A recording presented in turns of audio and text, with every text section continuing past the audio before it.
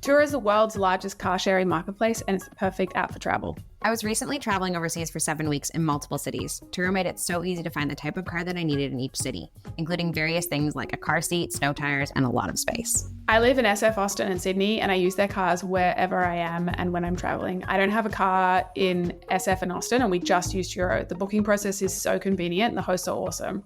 Go to Turo.com and download the app today. Sendar is the OG startup accounting firm in Australia, catering for all stages of your business's life.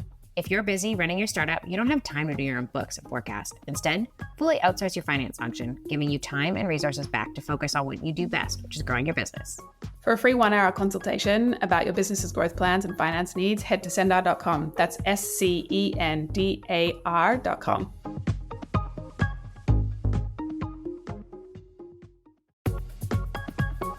Are you building a SaaS business and looking to achieve compliance with SOC 2 and ISO 27001 or other security and privacy frameworks? Compliance can unlock major growth and build essential customer trust, but let's face it, it's usually time-consuming and expensive. And really kind of a pain.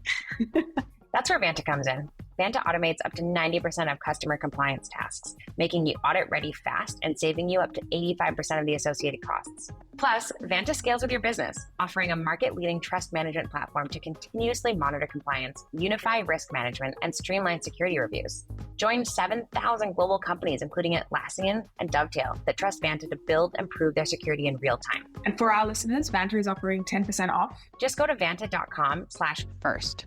That's VANTA.com/first. Okay, 3, 2, 1.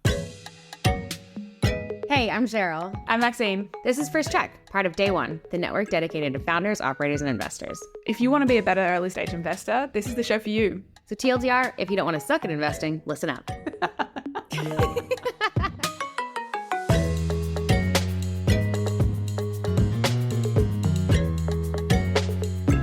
So we've got Michael Batko on the podcast today. I am so excited to welcome him. He is a just output machine, across investing and life. I think it's going to be an incredible session. Yeah. I'm so excited to pick his brain about all things investing. I've also never had the conversation with him about angel investing like himself. Obviously, he runs Startmate. And so, or maybe not obviously, he runs Startmate and also Puddle Pod, and I'm trying to remember the name of his run club. Any run club. Just prolific dude. Yeah, no, if I had to pick who might be the most productive person in Australia, I think I would pick Batko, just because he is the epitome of productivity. Yeah, he just lives and breathes it. I mean, Puddle Pod has now produced an entire army of productivity geeks in Australia. So I'm sure he'll have some really interesting stuff on how he thinks about scaling his time, how he gets the kind of leverage across his time, both as an angel investor, but also kind of running a company, which will be super interesting. Yeah, for sure. He's also just one of the most optimistic people. You ask him about any topic, you're like, hey, what are your thoughts about AI? And he's like, love it. It's great. I can't wait for it all. It's going to happen. It's great. And you're like, oh, what do you think about how 2024 is going to go? Oh, it's going to be fantastic. So his just ever optimism is one of my favorite things. Yeah, I think actually he has probably one of the best networks in Australia as well, because he is just at the top of his game at Startmate, and so gets to see this incredible vantage point across the early stage ecosystem in Australia, especially across First Believers, the accelerator they run, and then all of the fellowships. And I think you'll have some really exciting things to talk about when you're thinking about starting investing or finessing your investing. So excited to have him on the podcast.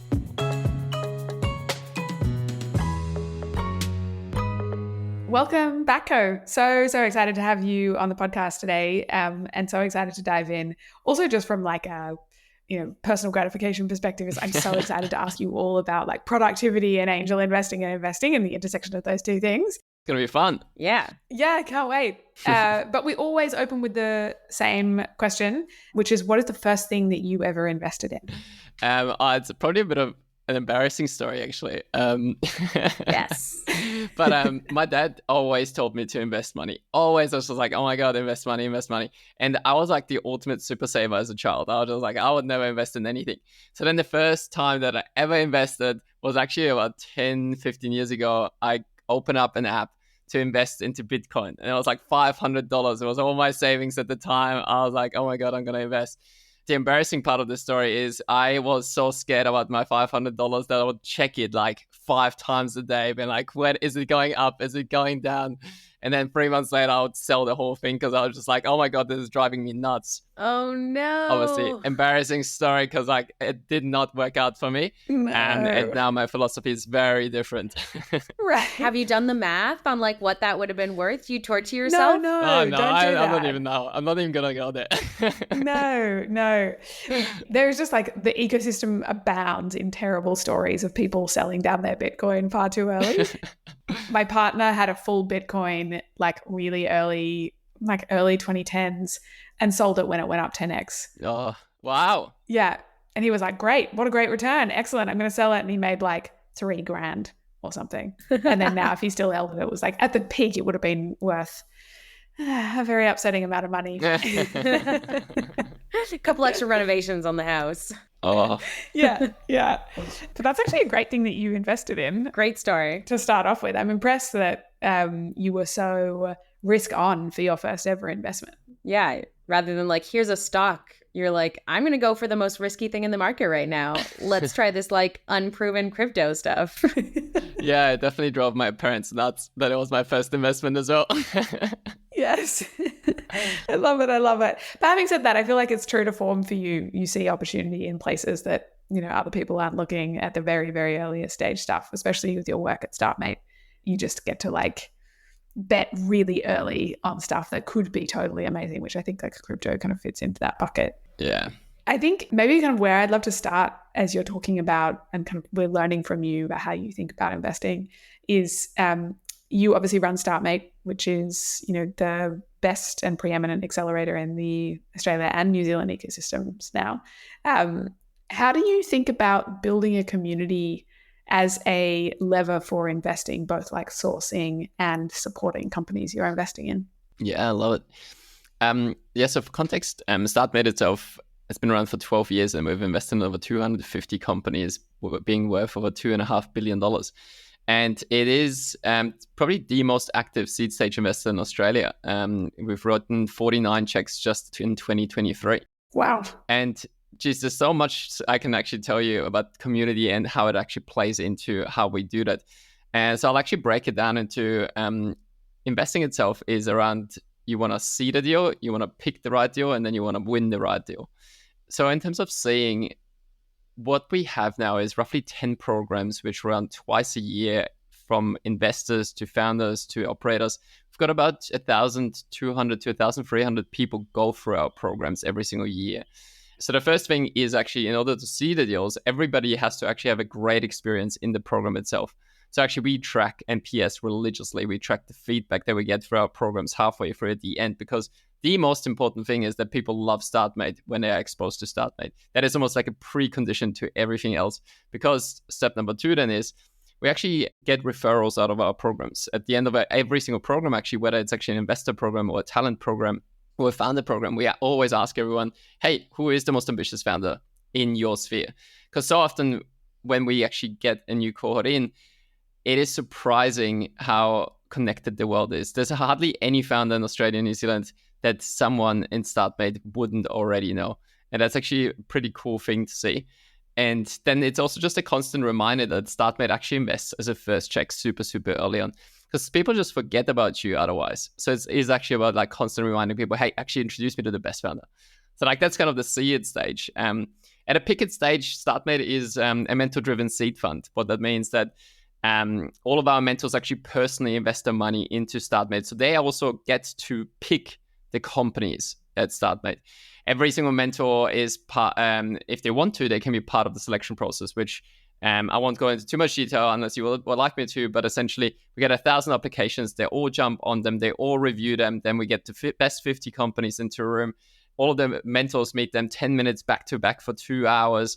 And then we have a final stage of like a 1 hour selection stage again with the community. So we actually get the community to choose the companies for us.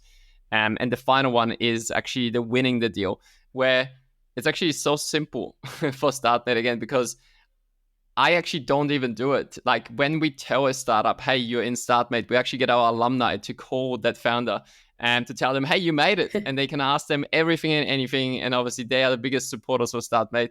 because the reputation of VPC is really based on your portfolio founders. That's so cool. I think the really cool thing there is that both Maxine and I have been Startmate mentors for the program. And what amazed me was the level of engagement that each of those investors / mentors had in the process. And it created this like community of just driven to help people.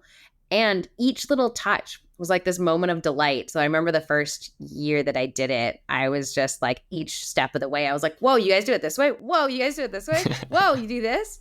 And then that like little delight factor of having the previous alumni call and having the founders like all find out exactly at the same time on the same night. I was like, who coordinated that? Because like that takes a lot of planning to be like, hey, everybody call at 6:02 tonight. Yeah, so the extra step that we implemented was we recorded all of those calls, and then it's hilarious because then when the alumni call the founder and they're like, no way, oh my god, I need to tell my mom I made it in, and it's like it's the most beautiful moments.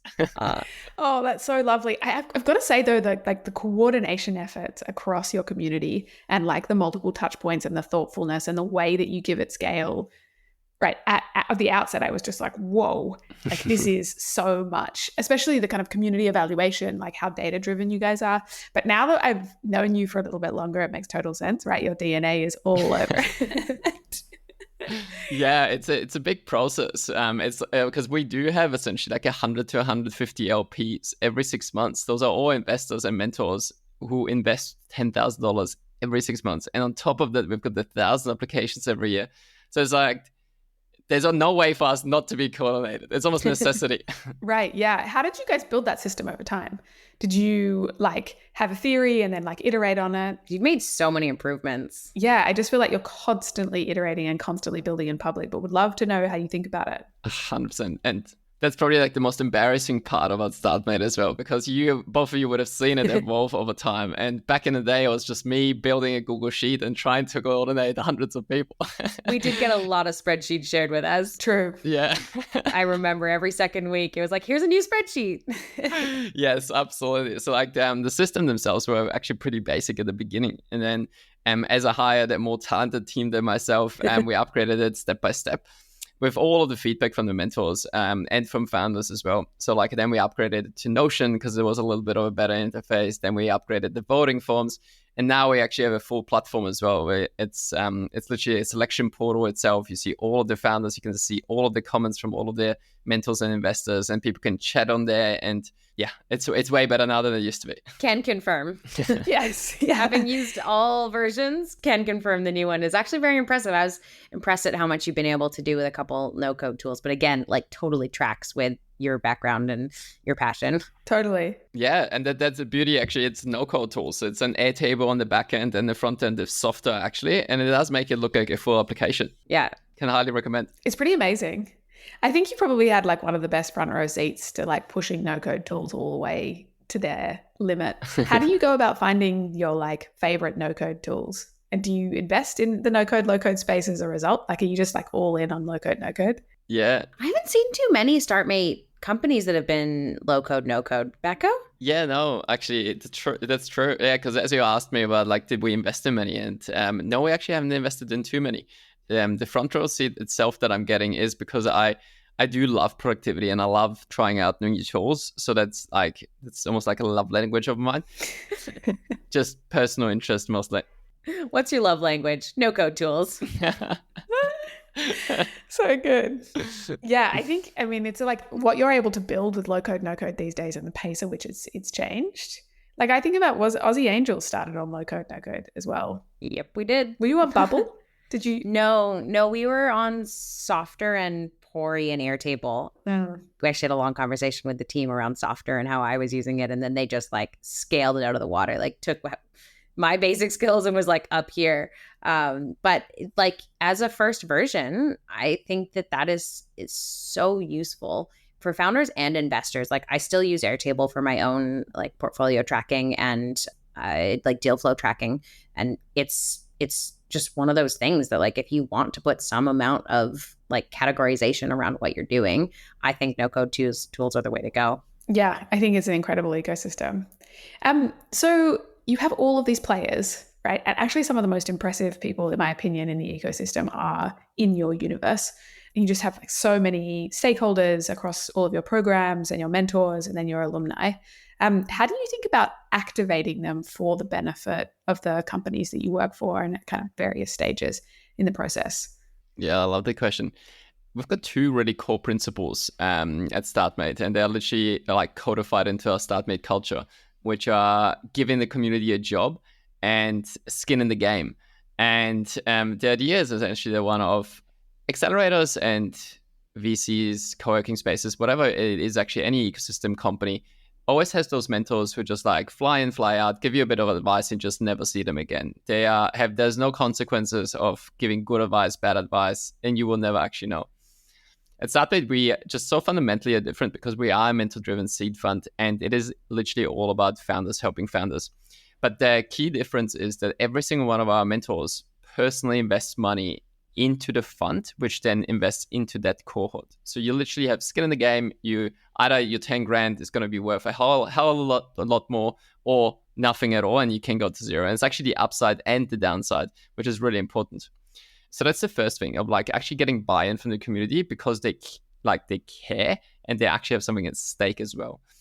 The second one is a bit of an unusual one, which is when I tell people they actually don't care much, but because it doesn't sound meaningful. But at the end of the cohort, every founder actually votes on who have been the top 10 mentors in that cohort who helped you. And we actually kick out any mentor who hasn't been voted into the top 10 of at least one of the companies, because then we're like, well, you didn't actually provide enough value. We're about super high quality mentors. But on the other side, because to your question of like, how do you incentivize mentors? The top 5 mentors who have been voted across the entire cohort actually get carry in our fund. And this is the part where most people just nod their heads, been like, all right, cool, carry. Like, it doesn't actually mean much to me. And it is actually really meaningful carry, because the carry itself is essentially the profit on the fund. You actually get a meaningful stake in it as well. And we just returned 3 of our funds actually just this year, 9 times over, 3 times over, and 2 times over, cash on cash. Wow. To the extent that, Alan Jones, who you might know in the ecosystem as well, he literally posted up publicly that he's, because of the money, going around the world with his partner, flying around and staying in really beautiful resorts because it's actually a really meaningful chunk of money, which he never expected. Because when I tell people you're getting carried, they almost don't know what you make of it. Right. Yeah. I actually think that's a really interesting point. I have noticed in the Australian ecosystem, our like instinctual understanding of the value of equity and the value of carry is really low. Right. For example, in the Australian ecosystem, startups pay significantly less equity than in like comping to the US ecosystem. And the number of people I've had the conversation with about carry, and that money doesn't have any value in their mind because they don't know the kind of math behind it. So I wonder if it's useful to kind of actually highlight on this podcast, like what is the math for carry and why is it so significant? Absolutely. Yeah. So it's like, the really basic math of it is our Startmate funds started as a $200,000 fund to be able to invest in 5 companies. That's literally what it started out as. Like 2011 was like a $205,000 fund to be exact. Amazing. I love it. And now our fund size is roughly like the $3.5 million stage. So at a $3 million fund, we are a micro fund. We invest super early at like $1.5 million valuations when the founder is by themselves, MVP, pre-product. But when that investment does go well, and that means like we invest, for example, into 10 companies per fund itself, and if a company goes from a $1.5 million valuation to a $100 million valuation, just very rough maths here, of like goes up by 50 times with a bit of dilution, so goes up by 30 times on a fund basis. Every other company dies, but that one company then makes up the entire fund 3 times over. So essentially, you're looking at a $9 million fund out of fund return on a $3 million fund of $6 million of profit. And then from the $6 million of profit, it's actually the 20%, which is the carry itself, which is $1.2 million essentially going out to mentors who have helped. Like that's actually quite a bit of money. Right. It's so material. Yeah. Well, I'm excited for my payout. I was in the top 5 for one of those cohorts. So you let me know when that's coming in. Yeah, absolutely. Checks in the mail, right? Yeah, checks in the mail, right? No, but it actually is something that I think you're right, Maxine. It's not as talked about. It's not as valued in Australia. And that translates into a number of people taking like cash over and not valuing carry or equity as much. But when we start to have more of these payouts, for example, Ellen Jones posting on LinkedIn saying, hey, this is actually what's happened, I think that will start to shift. And it already has, like the number of people who have said, oh, like you got carry in that vintage of Startmate, and saying like that was a good vintage. I'm like, yeah, it was.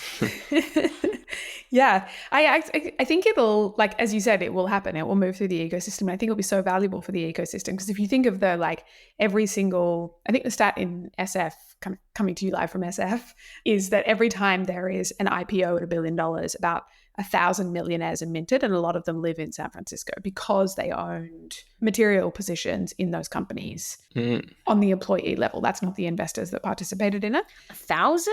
1,000. Like, what do you think it is in Australia? Like, do we have that same I don't know function? I'm not sure. I haven't found great data to compare like the US to the Australian ecosystem on how much more the US gives in terms of equity for folks. But I think one function of it is that a lot of Australian employees join startups and don't really have, as I said, that kind of like instinctual understanding of the opportunity around equity. And so they don't ask for equity. They don't know how to price it in their comp package. By far, the US hasn't worked this out either. I've had many conversations with founders here and also employees where they just don't know how to price it. And so they round it to zero, which I think is a huge mistake. Yeah. Right. I think the best mental model is like, take off the table what you absolutely have to kind of live the life you need to and care for the people that you need to. And then everything else, if you truly believe in the company, you should leave in order for it to be able to compound. I will have a minor soapbox moment in that as an investor, you get so much more information about a company than as an employee, even though an employee is an investor. An employee who is taking equity is also an investor in that company. And so I encourage people, founders, anyone who's listening, to like actually disclose information to your employees so they can get as excited about it as you are. It aligns incentives. It's a kind of wonderful way to pay it forward and produce wealth of the Australian ecosystem. Like, your equity is worth a lot. So please be thoughtful about who you give it to and give it generously. Yeah, I love that actually. What about the opposite argument though? Like, there are a lot of founders who convince people, not a lot, but we've seen situations where founders who have convinced employees to join on the premise that like, take a low salary because this is going to be worth tons one day. Like, the most recent example being Fast, and how that plays out considering that like the majority of startups fail. So how do you price that in? Like, do you discount it by like, if the equity could be worth this, but the risk that it doesn't is like 50%. So actually it's only worth this. I think the best practice that I've seen is actually giving people a free different salary and equity packages. And you kind of want to price high salary, low equity, and vice versa. And it almost like allows the person then to make a decision, how much actual cash do I need, which is totally fair because people have different circumstances. A great primer for ESOP, by the way, because I agree in Australia it's not as well understood. I think Eucalyptus actually has released a great document on ESOP. Yeah, shout out to Alexei, the man with the ESOP plan. He's just so great. He's done such a wonderful job there. Also, Cake have great equity, ESOP equity documents as well. So absolutely, shout out for Cake. They've also got a calculator online, no? So that like people could play around with it. But I think my perspective is that I think founders should have a like robust conversation with people about the risk that they're taking. And like, yes, it could go to zero and that's the risk that you're taking. And as a person joining one of those companies, or even as a founder, thinking about what is the risk profile that this company has. Actually, Cheryl, I think in one of our previous conversations, we were talking about the fact that actually every single employee in Australia is an investor. But the number of people that I meet who are like, oh, I'm not an investor, I don't know anything about investing. And I'm like, you invest 11% of your income every single month into an asset. Yeah, that was us. Whether you like it or not, you are an investor. And to not make a choice is making a choice. Like, just because you're not directing that money doesn't mean that it's like that was a choice and you chose to take a step back and take a backseat to that investment. It's still a choice.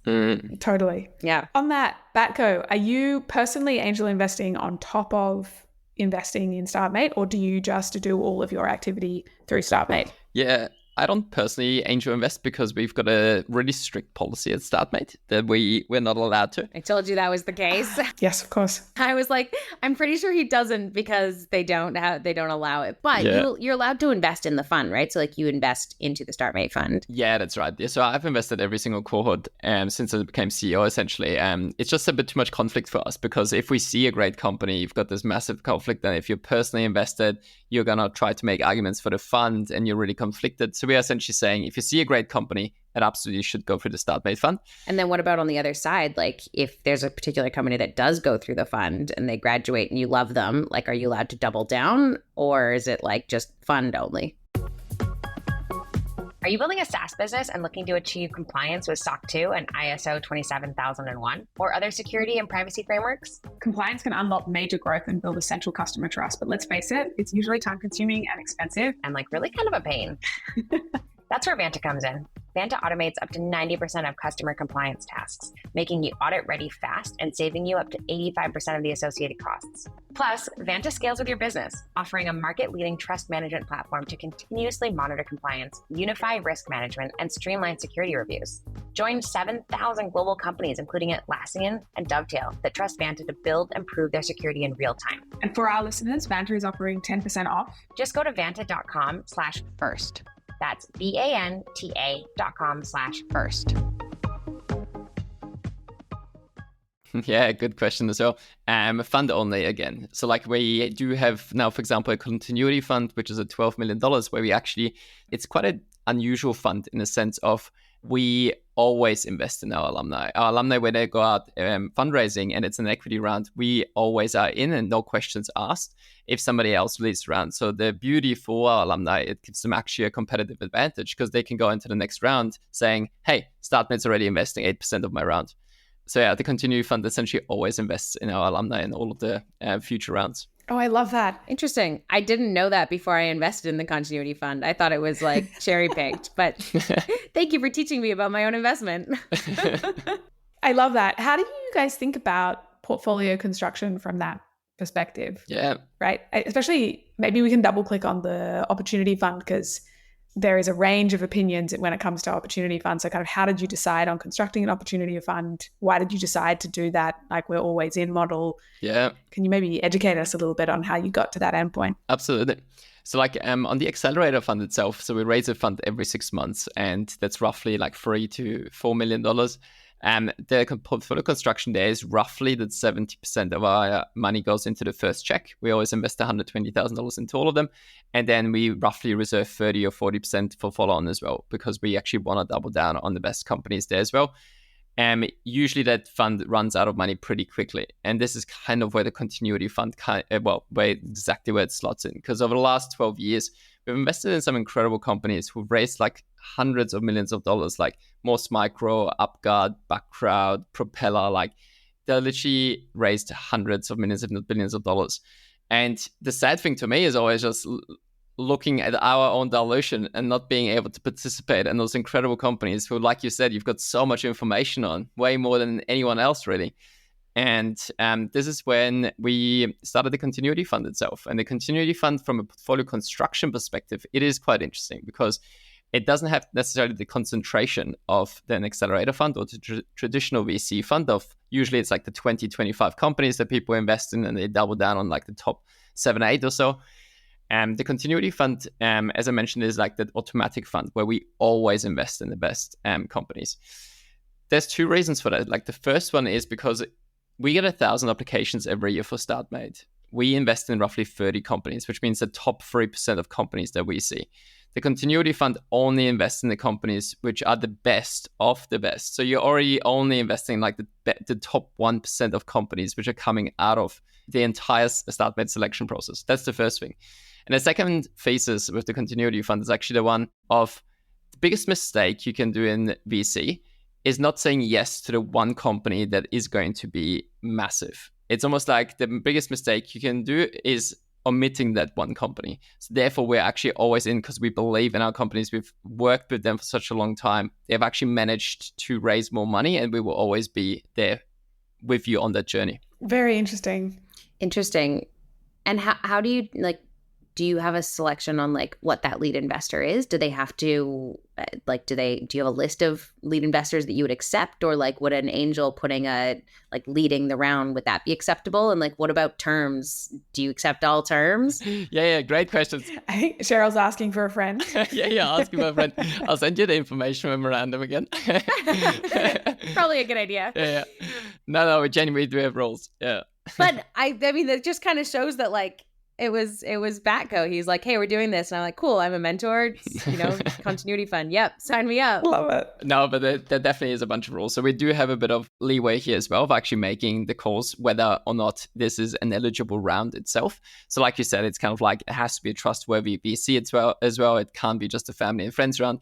We only invest in equity rounds, which means we don't invest in safe rounds and bridge rounds and kind of save me rounds kind of thing. So we're only essentially saying like when things are trending up. And yeah, those are kind of, and therefore we have a bit of leeway there as a team to actually decide is this a round where we want to be backing it or not. Yeah, okay. How do you work out whether it's a save me round? And I'm particularly interested in this because there's some interesting analysis on like follow-on decisions. And if you just evaluate the follow-on decisions actually as a performance and on IRR, it's much worse than your first check. Obviously, valuation matters here, but the decision-making heuristics of kind of loss-chasing behavior and like consistency bias, I think really can skew decision-making for a like follow-on decision. I imagine that's present there to some degree, although I think it's an elegant solution to just like always double down when a company kind of meets these criteria. So how do you think about that, like save me round? How do you determine a save me round versus like good traction and just a little bit more to get to the outcome that they need? Yeah.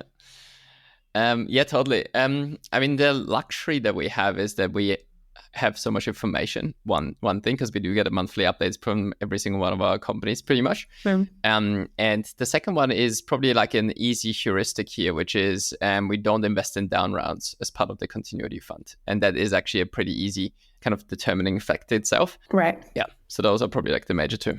Got it. Yeah. That makes sense. That's really easy, especially in the last I don't know, actually, when I was about to say that out loud, like over 2023, I think there were some pretty amazing companies that did down rounds because they raised at like astronomical valuations. Yeah, which is also fair, yeah. And are we going to discount them? Like, do we give them a hall pass on their down round and say, actually, that one wasn't an official down round because of that situation? We all did it. We're all doing down rounds. Yeah.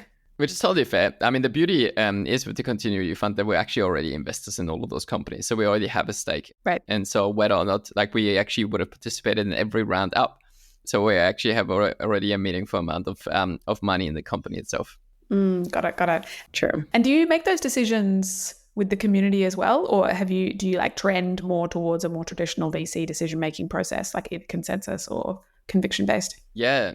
So in the continuity fund itself, it is actually pretty much programmatic, as in like what I mean by that is it's like 90 to 95% of our investments themselves that very much follow the rules as I've just described them. And there's actually very few of those edge cases.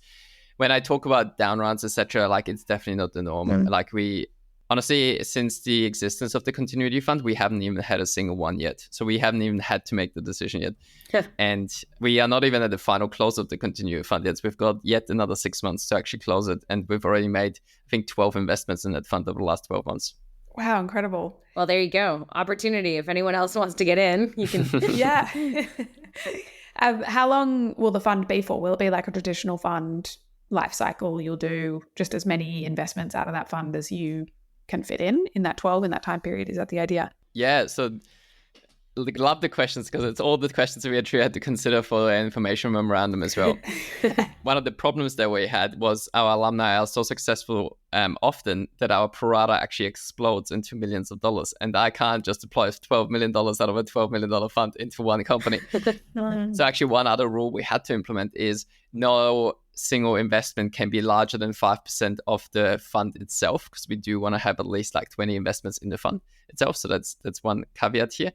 And the other one is the lifetime of the fund. Two interesting things here. Like the first one is the continuity fund is a traditional VC fund. It's the 10 years to 1 year extensions like any other VC fund.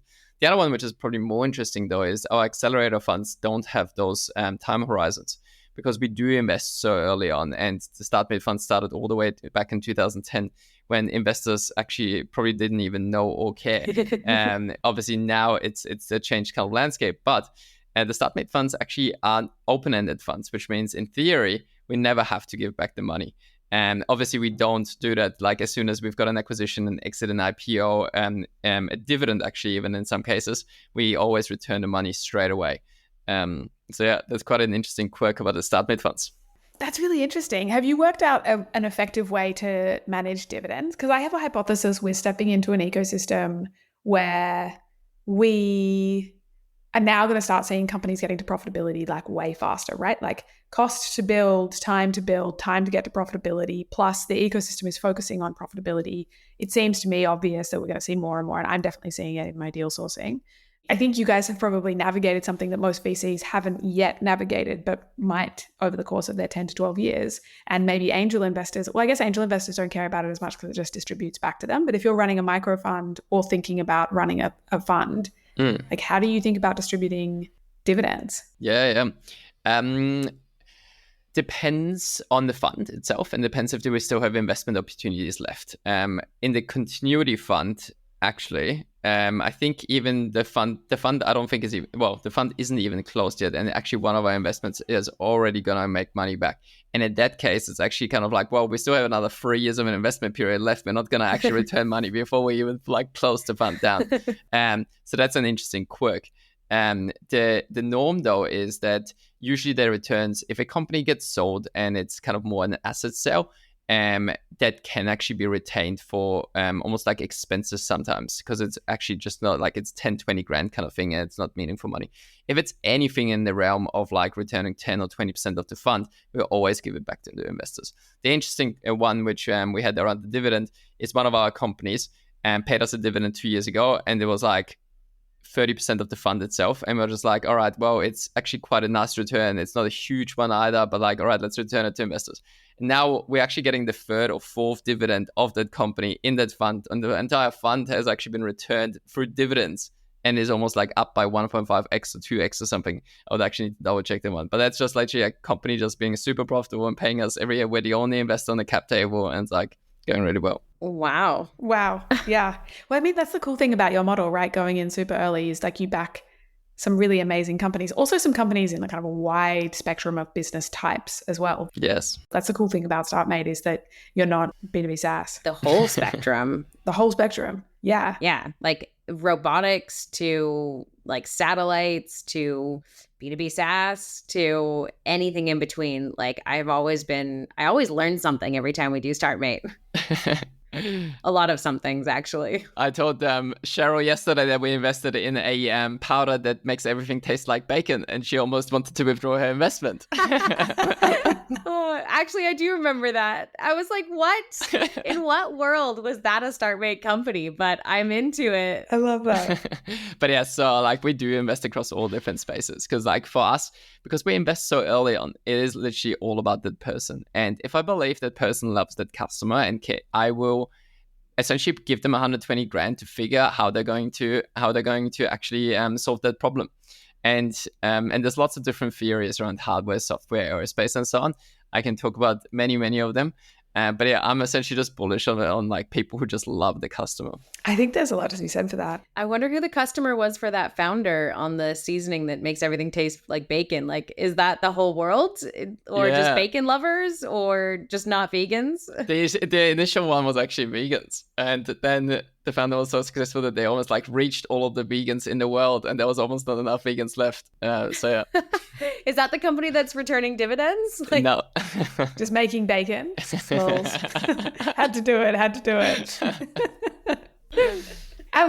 One of the things that I have found truly incredible, and maybe this is the kind of community power that you have, is the ability for the Startmate funds to find really exciting opportunities in very non-obvious corners of the Australian market. I'm wondering if you can kind of tell me a little bit, how do you foster that in your team and foster that in the mentors, so that you increase the probability that they are seeing that kind of non-consensus, usual company, but where, theoretically there are outsized returns. Yeah, totally. It's definitely been an evolution at Startmate, because traditionally in 2011 until 2016, roughly, we were very much focused just on software. Like it was very much the software play. It was Startmate was founded by Nicky Stravak, the founder of Blackbird, and that was the initial thesis. And then back in 2016 was actually the first time where we had to change that investment thesis itself, where we just Nick Crocker at the time was leading Startmate, and he came across an investment opportunity which was like, we cannot not invest. And that was actually Michael Daniel from Most Micro, who are building essentially like low energy, high range Wi-Fi chips. And they just raised a $100 million round like last year. And obviously the company is doing really, really well. And that was actually our first ever hardware investment. And that was actually quite a challenging time at Startmate. We're like, well, are we doing hardware now? Is that an investment opportunity? And so to your question of, absolutely, we've expanded the investment thesis a lot around essentially always doubling down on people and what they care about. Like it is all about that. And we actually have a couple of theses around the spaces that we want to play in. But to your point of how do we foster the kind of culture within our team and within our mentors as well? One of my favorite questions is, and I always keep coming back to it whenever I critically assess a company for myself, is rather than what is probable, because the company probably actually won't go anywhere, is like the completely flip side of it. Like what is possible? Like if it does work, like what is the incredible thing that could actually happen? And what could the world look like? And that curiosity itself and that kind of way of thinking, that's the one which we're trying to instill on all of our mentors. Because the initial instinct is always like, all right, those are the 5 problems and they're never going to be able to make it. And maybe another concept that I like is every company needs a couple of miracles to happen, whether it's like customers or go to market or a market actually coming into existence and so on. And if it's only 1 or 2 miracles, that's actually exciting to me. If there's like 15 miracles, well, then it's actually pretty unlikely in a sense. But it's probably like that's another way to actually assess it. It reminds me of some of the times when you ask me, Maxine, you're always like, well, what needs to be true in order for that to be possible? And just like doing that as an exercise, I feel like is so valuable because it makes you think like, how many seriously miracle things need to happen, and how much of a miracle are they, or are they actually totally doable? Like at what level do we need to look at this? And I think that question really resonates with me as well when you think about like, well, what does need to be true in order for this to be a huge breakout success? I love that question. Yeah I also think that it's pretty rare from what I've seen in the Australian ecosystem for especially early stage investors to like truly think about what's possible as opposed to what's probable. Mm-hmm. I mean, I think if you did a poll of most founders raising pre-seed and seed in the Australian ecosystem and you ask them what kind of questions they get, a lot of them would say like it's all about, tell me what's probable. Yeah. But you don't actually make the outsized returns by investing what's probable. Like investing what's possible and then those miracles, between 1 and 15 miracles occur to make it, come into reality. And that's where the outsized, like incredible outcomes are unlocked.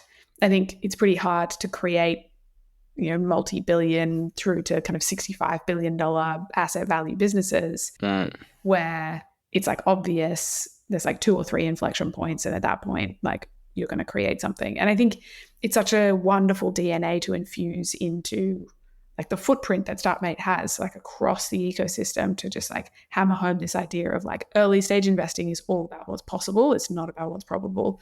I think that's a beautiful mantra. I think it's like the cool thing about early stage investing is your downside is limited relative to your upside. Yep. Right? You might like invest a small amount. Yeah, you can't lose any more than what you've invested. Right. Yeah, but you can gain so much more. Yep. Right? The like asymmetrical upside is extreme. It's kind of like penny stocks in the 90s. Yeah, absolutely. Although not. Except without the fraud. Yeah. No, it's actually like why I love being a micro fund, because we only invest $120,000 into companies. But at that stage, it actually makes such a massive difference. Whereas, like you said, the downside itself is like, all right, cool, we lose $120,000.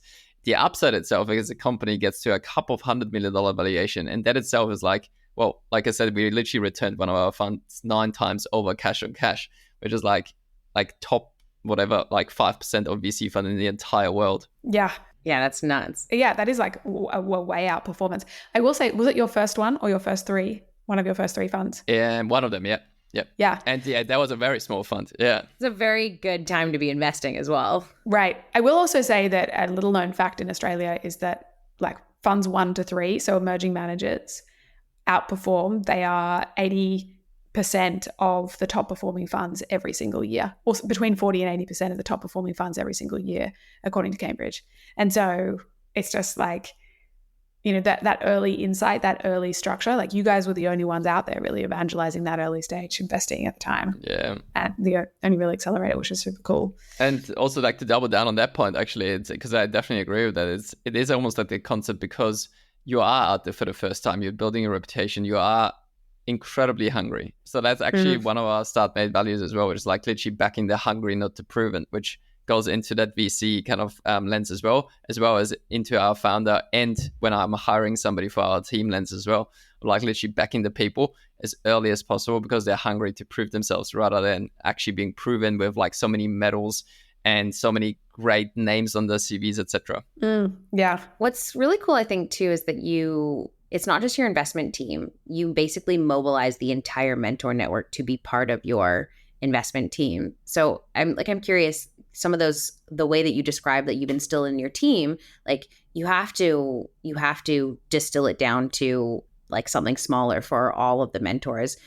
Like, are there any mental models or like strategies that you use to get to pick the founders and to make sure that you're getting that point across all of the mentor network? Yeah, that's actually one of the hardest parts for sure, because we have, like I mentioned, 100, 150 mentors every 6 months. And mentors are traditionally time poor and don't want to read things on Notion, etc. So even though we've got to like literally like now distilled it into 1 page of an investment thesis, this is what we look for. Even then, people unfortunately don't read it. So no, it's an internal struggle, but it's essentially like getting across a couple of those concepts. One of them being the one I just talked about around the possibility rather than probability of it. The second one being around like literally going about that ambition. The third one actually being around the customer obsession itself and how much does the person truly understand who they're going after. And I think a final one is one which I love as well, is like literally just looking for good people. And a great question to ask yourself at that stage is, would I want to work for that person? And even just asking yourself that question actually often reveals a lot about the founder. 100%. Yeah. I think it's such a powerful question to ask yourself. I love that you guys are evangelizing that, because I think especially if you're investing out of a fund or if you're investing, as an angel, I think it's a really powerful question that cuts across all of them. Especially because sometimes it happens. You have to jump in and start to work for them. Right. True. I would actually say, like, especially as a VC and ideally as a value add angel, like you do work for them.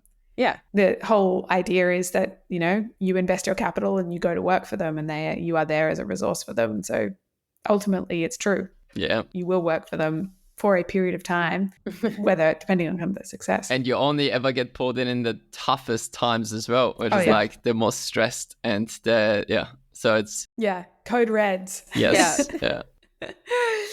I feel like we could talk about this all day, every day. And I have realized we have been nattering on for a very long time now. And I feel like I've learned so much. The question that we always ask everyone at the end, very sadly in this circumstance that we're at the end of our conversation with them, is what is your biggest big cojones moment? A moment that you felt really brave? It's probably like so many things every week that I need to like either be contradicting somebody or like going against somebody's opinion. One which I actually remember, and this goes back to the conversation which we just had around investment thesis, because we went from software to hardware. And another kind of like key moment that I remember almost my VC career was, and we had essentially 100 mentors on this email chain arguing for X company to get in, Y company to not make it into the Startmate Accelerator, etc. And I remember this entire thread coming up and everybody discussing whether or not we should invest in that non-alcoholic beer company. And it was like the whole argument of like, but we don't do hardware, we don't do D2C, like the sales cycles are too long, it's refrigeration, etc., etc. And it was at that time when I like jumped in as Startmate CEO and actually had to be like, hey, we can't just rest on our laurels and do things the way we've always done them. Like the team is so incredible. The trend here in terms of market is so clear. Like they are absolutely backable with a 120K check, even though they don't have a brewery yet and they're just getting started, that I just had to jump in. And that was actually the one moment where I think it also unlocked mentors to think a little bit outside of that box that we were in. I mean, that company is Heaps Normal, which is now pretty much in every restaurant and bar in Australia. And it was actually a pretty proud moment for me as a CEO as well, because I was actually fairly young into my CEO journey as well, to actually stand up to everybody, be like, hey, let's actually not do things the way we've always done them. That's awesome. I love that. And what a great investment. You're right. They're like literally everywhere. Yeah. Great story. Yeah. So like, I still remember having a call with Andy before he actually made it into the accelerator, actually chatting to him whether it was even the right move and whether they can even raise venture and so on, and whether it will ever be a company which is worth more than $1 million, etc. And I was like, no, come on, let's do this together and let's actually like go really hard after it. Yeah. And now they're going to the US and just taking over the world in the non-alcoholic category. Are they? So good. Yeah. Well, yeah. I mean, like the food and beverage market, but beverage market in the US is just like a wild, wild west. I've had a couple of friends who built in that space, and it's wild. So yeah, good luck to them. Yeah. I'm excited to see them over here in every single bar and every single restaurant. You got to evangelize for them. Well, thank you so much, Batko. That was absolutely the best. We dug into so many great things there. No, thanks so much for having me. This was a great conversation.